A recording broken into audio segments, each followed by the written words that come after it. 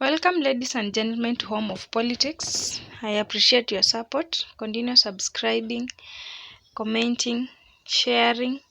Do not forget to subscribe, my good people. We are seeing the issues of corruption cases in Kenya, and it is happening in every county, in every part of the nation, and almost everybody is becoming part and parcel of these corruption cases that are happening in our societies today. It only starts with few moves from the local to the national government, and as we see, it is becoming a very big problem for the EACC, that is the Ethics and Anti-Corruption Commission, to manage the issues of corruption. To really be told, we see the personnel or the officers who are dealing with corruption issues. Ratio of these officers compared to the population, or these people who are handling the problem of corruption issues compared to our population, it is not working out significantly, because we see maybe these officers are very few.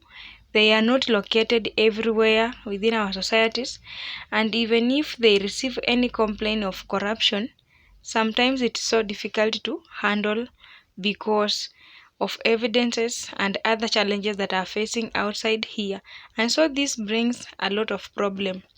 I think this February there was a meeting whereby the EACC had an operation so that they could discuss how they can handle and to determine the factors that is affecting the fight against corruption in our country, which it is viewing out to reform some of the procedures maybe for effective functioning.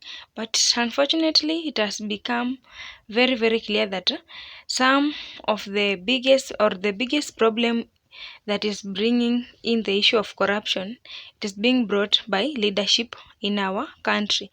And we see this corruption is being promoted by us people themselves, because we see during election, we see people have been having very, very serious cases, and they come, pretend they are very, very clean, they vie, and we vote for them to lead us.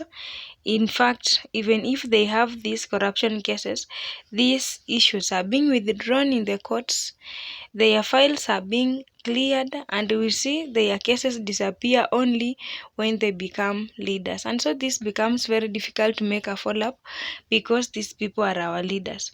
According to the EACC team, they say it is a very big problem to us, because most of the problems we bring them for ourselves, and it is because of lack of good choice of leaders. Of the people you have elected in counties and whatever, it's open that some counties are less corrupt than others.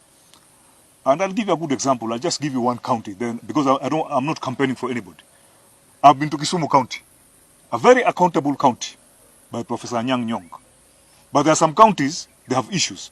And if you look at the key reason, is that muliachagua viongozi mbaya.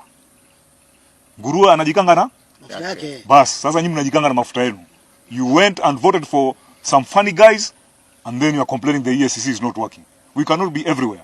This is a country of 55 million people.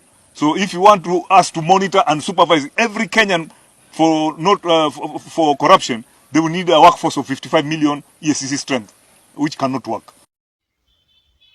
Up to this point, ladies and gentlemen, I don't know if you really agree with this officer from the EACC, because as much as the Anti-Corruption Commission is working very hard to fight corruption, but we as citizens are the people who are bringing in these corrupt leaders, then it becomes a big problem to eradicate these corruption cases, because one of the smartest way that these leaders are using every day in out in their leadership, we see, for example, somebody has become maybe an MP for the first term.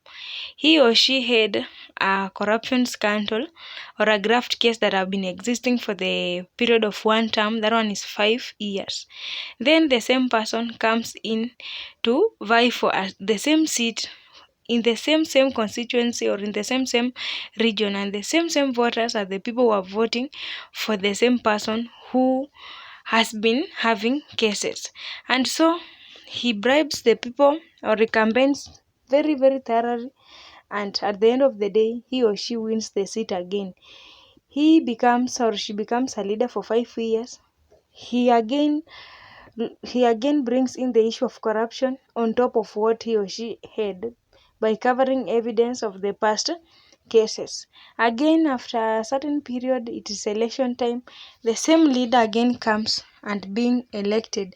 In fact, they win with very big numbers of votes without even straining. We wonder how this is happening. We don't know if the voters are bribed or it is the best choice for the people, or sometimes you compare with between a number of thieves and you find out that the person who has been elected is not having a big tendency of being a thief, because maybe a list of all these contestants are not clean.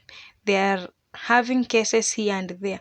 And so, with that example, you find out that some of these leaders have retained their seats for a very long period, despite them having some challenges, including the corruption cases and other big serious cases that is affecting our societies today.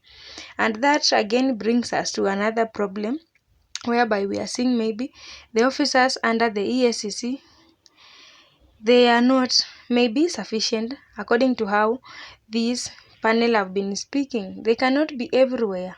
They cannot be with everyone in every minute, because sometimes it is the role of the society at least to point out the evils that are happening within their region. And so if a case have been forwarded to the EACC, then it means that it is the responsibility of the people in the ground to do the forwarding, because these people cannot be everywhere. And so this tells us that the government should do a lot, at least to employ these experts or these personnel who can handle the issue of corruption. Because if right now we are approximating the population of Kenya to be 55 million, then we find out that the number of these people who are working in these EACC offices, it is just constant, because if somebody retires or dies, is being replaced, and it is not, the numbers is not rising while the population is growing and cases are increasing day and out. Then we see that this number, this ratio is not very sufficient to the population and the cases that are rising every time, now and then. And so the issue that is bringing in may be a big problem in fighting corruption. It is a wrong choice of leaders. Apart from wrong choice of leaders, we see maybe the EACC itself says it lacks maybe sufficient funds, sufficient personnel, and the government should look into this matter. As much as we want to transform our nation into a corruption-free zone, at least all the angles should be looked at, not only condemning the government of the corruption issues, but at least the citizens should also be very responsible on their side. You find they elect somebody who is having a very serious case that is active in the court, and after this person has been sworn in as a leader, that case disappears. And so I don't know if you will agree with me with this, because we see maybe the best thing that has come to happen, or people are reasoning right now, is that they should prevent anybody who has been holding the office for the past term to come back again in the office.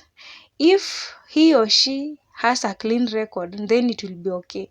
But if you've been an MP or a cabinet secretary for a certain period, and you are again coming back to find a position in the same docket, and you had corruption issues, then this leader should be prevented from doing that, and this chance be given to the right or the cleanest people who do not have these cases. I think that one can help to finish out these fishy issues of corruption for these leaders who are covering their evidences, because they are in offices for a long period of time.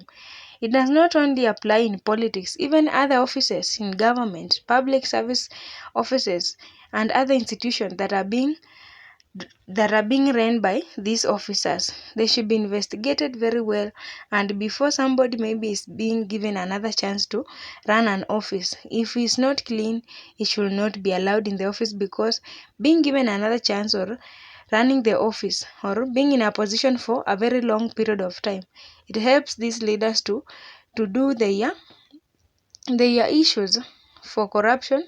They cover and they eliminate evidence by themselves, and life continues. I don't know what is your take in this video. Thank you for watching. Send me ideas in the comment section.